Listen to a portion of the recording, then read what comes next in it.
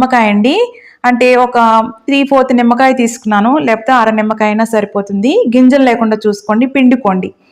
మనం దీంట్లో టమాటో పులుపుంది, రెండో చింతపండు పులుపుంది, ఇలా నిమ్మకాయ కూడా యాడ్ చేస్తున్నాను. ఆవకాయకి ఇలా నిమ్మకాయ కాంబినేషన్ చాలా బాగుంటుంది. ఇంకొకటి ఏంటంటే, ఇలా ప్రోటీన్ తిన్నప్పుడు ఫిష్ అయినా సరే, వెజ్ ప్రోటీన్ అయినా, నాన్ వెజ్ ప్రోటీన్ అయినా సరే, ఇలా నిమ్మకాయ రసం అనేది వాడడం వల్ల యూరిక్ యాసిడ్ అనేది పెరగకుండా ఉంటుంది, టేస్ట్ బాగుంటుంది. ఇంకోటి మధ్యలో వేసేసుకోవడం వల్ల మనకు పులుపు అనేది కూడా ఎక్కువ డామినేట్ చేయదు.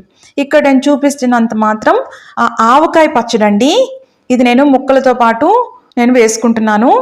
ముక్కలు అనేవి చిన్న చిన్నగా మనకి మ్యాష్ చేసేసుకోండి, చేసి వేసుకోవాలి.